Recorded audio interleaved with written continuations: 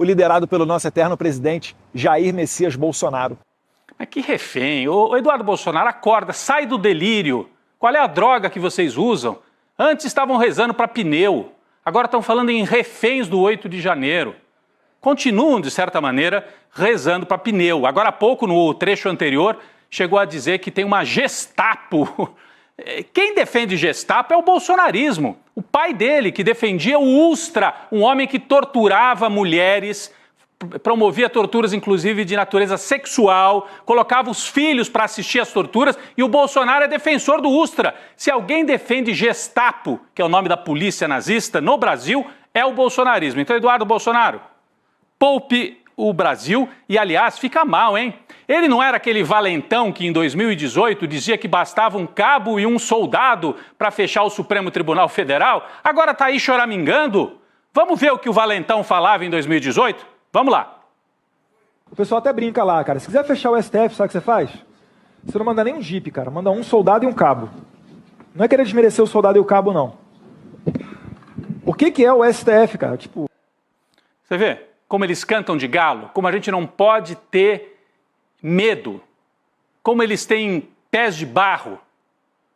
Porque em 2018 eles queriam dar a impressão de que era fácil dar um golpe no Brasil. Se o Supremo colocasse algum limite, bastava um cabo e um soldado para fechar o Supremo. Em vez de fechar o Supremo, está fugindo do Brasil. Agora está ameaçando fazer o movimento de resistência, não sei o quê. Não tem cabimento, é um delírio e mostra fragilidade. O bolsonarismo e a extrema-direita nunca estiveram tão frágeis como agora. Lembrando que Eduardo Bolsonaro, o valentão de 2018, fujão de 2025, é o único dos 5 filhos do Jair Bolsonaro que foi citado pela Polícia Federal.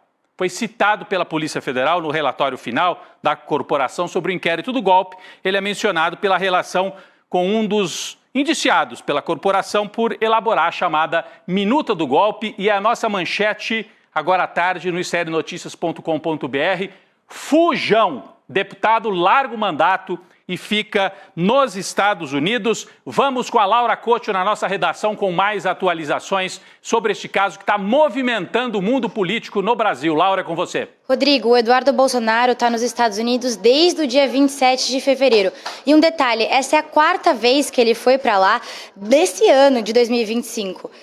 Vale lembrar que os deputados entram com passaporte diplomático. E essa história é uma questão porque o PT já entrou com um pedido de apreensão do passaporte do Eduardo Bolsonaro e esse pedido está sob análise do ministro Alexandre de Moraes. Então, o Eduardo Bolsonaro até citou essa questão no seu depoimento, no seu pronunciamento de hoje. Ele disse que se Alexandre de Moraes quer prender o meu passaporte ou mesmo me prender para que eu não possa mais denunciar os seus crimes nos Estados Unidos, então é justamente aqui que eu vou ficar. Para a CNN, o Eduardo Bolsonaro disse que ele não tem voo de volta para o Brasil e deve fazer um pedido de asilo político para o governo do Donald Trump. Então a gente tem que ver como é que vai ficar essa história, né, Rodrigo?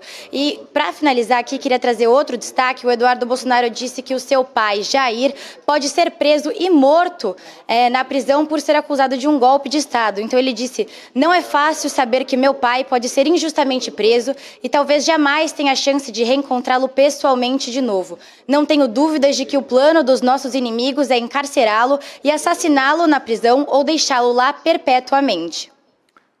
Olha, quem promovia esse tipo de ação, repito, era a extrema-direita durante a ditadura militar que eles defendem, né? Aqui no Brasil, atualmente, tem Estado de Direito. Né? Não tem tortura, não tem desaparecimento. Se o Bolsonaro for condenado, será condenado com direito à defesa, que é o que ele teve e o que ele tem, por enquanto, se mantendo, né, aqui no Brasil. A gente não sabe o que o Bolsonaro vai fazer. Dá a impressão que ele está se preparando para fugir. Olha aí, ó, quem fala em direitos humanos, mas gosta mesmo de um torturador. Né? Quando é com os outros, ele dá até risada. Agora está lá chorando nos Estados Unidos. Vergonhoso. O valentão que mandava fechar o Supremo com um cabo e um soldado está chorando e vai procurar a ajuda do Donald Trump. O Jair Bolsonaro também falou sobre a decisão do filho e é claramente um jogo casado e que tem tudo a ver com o fiasco de domingo em Copacabana. O Eduardo chora de lá, o Jair Bolsonaro ameaça chorar de cá. Vamos colocar um trecho da fala do Bolsonaro em que ele disse os maiores absurdos.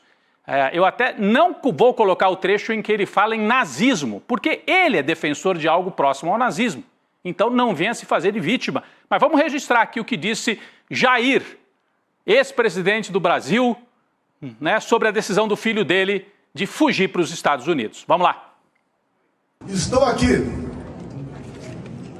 do lado mais difícil, que é o lado do povo. Mas jamais traria minha consciência para estar do outro lado, no conforto, na luxúria ou na opressão. Olha lá, é uma tentativa danada de chorar, né? Porque eu estou chamando o Eduardo Bolsonaro de fujão, mas não é só fujão, é chorão também. Chorão. Eu acho que as pessoas têm direito de chorar. Mas para quem gosta de posar de machão, de que faz, acontece, gosta de mostrar camisa de torturador, estão passando por um processo com todo o direito à defesa, com tudo que eles não davam para os opositores da ditadura nos anos 60 e 70, e aí choram. Depois do pronunciamento gravado nos Estados Unidos, que a Laura mostrou agora há pouco, né, o Eduardo Bolsonaro foi dar uma entrevista para um canal de extrema-direita, um canal de extremistas brasileiros. A gente não pode rodar as imagens, mas ele aparece na tela, nós temos aqui, né, um print, como a gente diz, assim, uma tela parada, está dando entrevista para o Lacombe, jornalista, supostamente. Então ele começa assim, começa a falar, de repente faz uma cara de emocionado, e aí vamos para a próxima tela, ele se abaixa, ele some da tela. Aí, ó, cadê o Eduardo? Se enfiou debaixo da mesa. Se enfiou debaixo da mesa durante a entrevista. Depois ele vai reaparecendo, olha a orelha dele ali, ó. Vai subindo. Não sei se é teatro, se está mesmo emocionado, se está com medo, e aí ele reaparece com uma cara toda vermelha, com uma cara de choro. Esse é o Eduardo Bolsonaro chorando numa entrevista para um canal de extrema-direita. Repito, toda esta encenação, tudo isso que nós estamos vendo nesta terça-feira tem muito a ver com a flopada, com o fiasco, com o fracasso de Copacabana. É o desdobramento daquilo. Nós temos imagens, né, do que aconteceu em Copacabana. Repito, não é pouquíssima gente. Tinha lá 20 mil pessoas, 18 mil. Muita gente na praia tomando sol. Mas o Jair esperava uma multidão que o permitisse confrontar o Supremo e arrancar pelo menos um projeto de anistia. E ele saiu desta manifestação derrotado, né? Não param de vir memes. Bom, a maior de todas as imagens foi aquela foto, né, atrás do Jair Bolsonaro escrito sem anistia. Mas o grande chargista Miguel Paiva, com quem eu trabalhei, fez hoje uma charge interessante também, uma espécie de um balanço do fiasco de Copacabana. A charge que foi publicada no Brasil 247, Miguel Paiva. Domingão em Copacabana. O Jair está no bar. Para mim, uma anistia, por favor. O garçom não aparece. O Tarcísio, para mim, uma candidatura moderada de direita, por favor. O Cláudio Castro, pode colocar 400 mil pessoas aí na minha conta, faz favor? E por último, o Malafaia, para mim, pode ser um golpe mesmo. Esse aqui vai no tradicional do bolsonarismo. Eles pedem, o garçom não aparece e eles ficam sentados na mesa com uma cara, sabe assim, de música, de dor de cotovelo. É esse o balanço do Domingão em Copacabana. O nosso Cacai, advogado, deu uma importante entrevista ontem no ICR Notícias, segunda edição. Eu estava aqui no estúdio do N2, ao lado da Gabi, do Chico Sá, e o Cacai fez uma análise muito importante sobre o que aconteceu lá em Copacabana. Pela fala radicalizada do Malafaia, chamando o Alexandre de Moraes de criminoso. Pela fala radicalizada do tal do moderado de direita, o Tarcísio, que não é moderado coisa nenhuma. O Cacai avaliou que o Bolsonaro praticamente desistiu de uma defesa técnica, né, com os advogados, e partiu para um tudo ou nada político, de pressão, inclusive, dos Estados Unidos contra o Brasil. Essa é a avaliação do Cacai depois de ver o que aconteceu em Copacabana. Vamos ouvir um trechinho desta importante entrevista publicada, né, que a gente trouxe ao ar ontem aqui no ICL. Vamos ver o Cacai. Eu cheguei a escrever um artigo que deve sair quarta ou quinta-feira, que se chama Prenda-me se for capaz. Eu acho que o Bolsonaro abandonou a defesa técnica, claro que os advogados deles não devem concordar com isso, e partiu para um confronto político mesmo. É inacreditável, no momento em que nós temos marcado o julgamento do recebimento da denúncia, a agressividade com que se viu ontem naquele ato. Foi algo, claro, o ato politicamente foi ótimo porque foi um fracasso absoluto. O que mais me impressiona como advogado é analisar o que ocorreu. Quer dizer, você tem um presidente da República, um ex-presidente da República, que vai quase certamente se tornar réu no dia 25 ou 25 e 26 por unanimidade, e faz um ato com 4 governadores de estado, com o Malafaia sendo super agressivo. É inexplicável. Não é tão inexplicável assim. Depois o Cacai continua, mas eu vou aqui partir da onde o Cacai chegou para fazer uma análise política. E aí eu dou uma pausa aqui nas notícias que a gente estava trazendo rápido, aqui no ICL Urgente, as repercussões, as falas desta terça-feira importantíssima no Brasil, para analisar o que está acontecendo.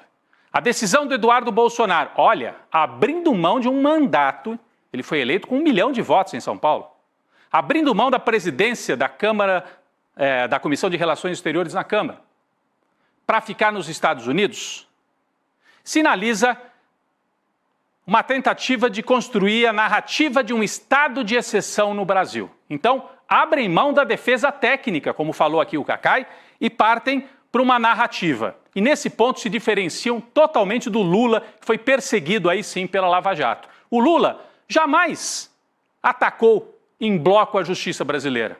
Ele questionou o Sérgio Moro, mas ele não abriu mão da defesa técnica, jurídica com os advogados. Fez também o combate político e fez o combate jurídico. O Bolsonaro está partindo para um tudo ou nada político. Por isso, abriram mão da defesa técnica e Copacabana no domingo.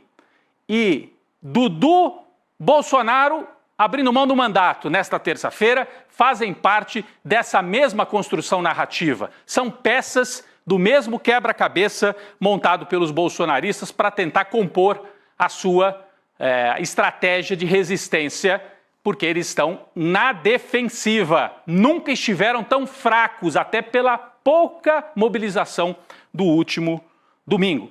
Bom, nós podemos olhar esta construção narrativa de duas maneiras. É uma estratégia para justificar a fuga de Jair Bolsonaro diante de uma prisão que pode ocorrer agora como prisão preventiva ou ao fim do julgamento como uma prisão pela condenação que deve vir do Supremo Tribunal Federal. Então está todo mundo olhando isso. Será o Jair vai fugir, não vai fugir? Daqui a pouco vamos falar mais sobre isso. Mas tem um segundo aspecto, e esse eu acho muito importante. É o seguinte, Eduardo Bolsonaro fica lá nos Estados Unidos não apenas para articular e para justificar a fuga do pai, mas para articular um ataque ao Brasil que ele já vem promovendo. Essa articulação tem duas pernas.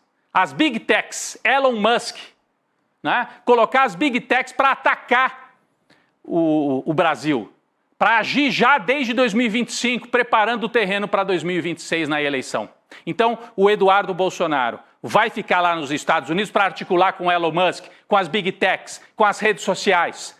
Bombardeio contra as instituições brasileiras e contra o governo Lula. Isso de um lado. E de outro, sanções econômicas e políticas, que daí não viriam do Musk, mas do governo de Donald Trump, ou do Congresso dominado pelos republicanos lá nos Estados Unidos, como eles já estão armando. Impediu o Alexandre de Moraes de viajar para os Estados Unidos, de tirar visto para entrar nos Estados Unidos, de abrir conta bancária? Não sei se ele quer também, mas é uma pressão internacional. Então, o Eduardo Bolsonaro fica lá para ser o grande articulador desse ataque ao Brasil. Ao fazer isso tudo,